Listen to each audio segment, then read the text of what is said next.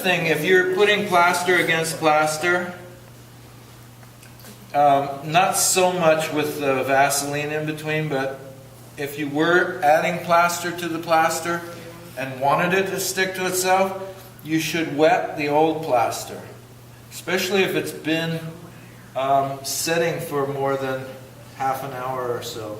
If it's been a couple of days, soak the old plaster before you add new plaster to it. Because one of the things that plaster does when it dries out, one of the things it's really good at is absorbing moisture. So you mix up a batch of plaster, it's got water in it. You put it against dry plaster, that dry plaster is going to suck all the water out of it, which means it's not the proper mixture because it's taken away all the water, and so it will be a dry, crumbly mix, and it won't be very strong. So soak the old plaster. Again, if it's been sitting for a few days, I just put it in a bucket of water and wait until the air bubbles stop, which is usually about 10 minutes. Because anytime air bubbles are coming out of the plaster, that means it was dry, and there are pockets in there with air in them that need to reabsorb moisture, water. So now I'm going to take it up to the edge of the wall that I created and try to make sure I get it an inch thick every place. If you're not sure how thick it is in places, by the way, and I didn't do this the first time, but you can take something like a needle tool or a pointy thing or even the blade of this and poke through it while it's still kind of moist. And I can see that it's like 1/16 of an inch there, maybe an 1/8. So I think I'm not thick enough. Which I already knew because I can see the silicone through it still. But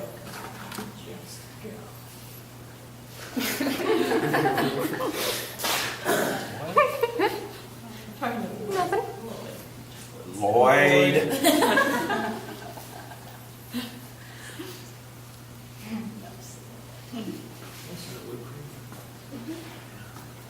So, if you notice right here, I've been scooping this up, trying to get it up to stay up here, and I've created a big, deep pocket here. Yeah. If you want to take a look at that, if I cover that over, I'm going to end up with a big bubble inside my plaster, which is a weak spot. So when I notice those things happening, I want to work that air out of there. I don't want to leave that. Got an air bubble there that I should destroy. Another one there. It's good to have helpers looking at it from different directions to tell you where you missed a spot. They're annoying as hell, but helpful nonetheless. Oh, before I forget. Make a little turtle. I just can't resist. This is a little bit thick for this, but hopefully I can work out the air bubbles.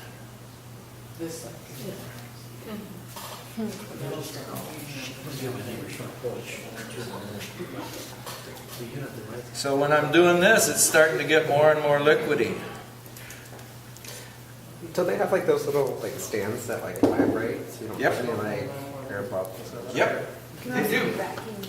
But I don't, so I got to do it the old-fashioned way. The degasser, what is that? Like a chamber? Degassing chamber? Yeah, you could use a vacuum chamber that would suck air out. As thick as this is, it probably wouldn't do a lot. What do those But look a like? vibrating a paint mixer works. You know, those little vibrating paint mixers. But they do make little vibrating table that. So that keeps it from setting up? Well, if you do it for too long, it might. But if you do it for a little while, it just agitates those air bubbles out. Okay. Yeah, as thick as this is, as I said, and on this, it wouldn't work. But that's used more when you are casting into a mold, like our hand molds or something. Or if you were making a mother mold inside a box, as opposed to hand building it like this.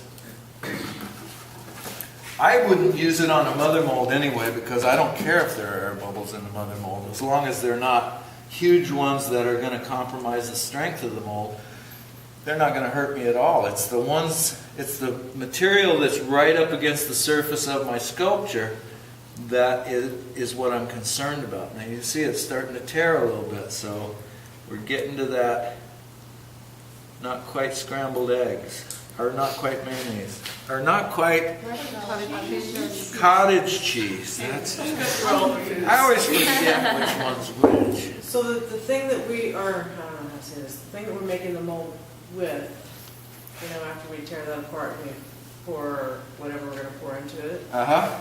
What are we going to pour into it? Anything you want. Can you use cement? Jello. You can use cement, you can use jello, you can use cheese, you can use plaster, you can use wax, you can use... I don't think cheese works that way. Some cheese does. You ever Some tried cheese cheese whiz? That's actually cheese. It's not cheese. It's cheese. It's CHEEEZ. Close enough for me. You could make the cheese in there. Of course, I don't think we have time to make cheese, but... I just learned how to make vegan cheese. Is the last silicone weekend. food safe? Yeah, the silicone is not food safe, so anything you're going to make out of food becomes not food safe. So don't eat it. But they do make food safe silicone, and you can get it. And if you wanted to, you could get that and use it instead. Or in addition. Yeah, it is a bit expensive. So now I'm getting to the point where I better quit fooling with it, or it's going to screw me up. One more. Can't quit now. Think it'll dry enough See how today crumbly it's getting? to What time is it? take it apart? It's almost 11:25. Already? It's 11:23. That's crazy. Perfect. This takes a long time. I can open this before class ends, but I'll probably break it because it won't be full strength, but I'll do it anyway. I'll sacrifice this mold just for you guys. Remember, you teach us what not to do. I'm showing you what will happen if you get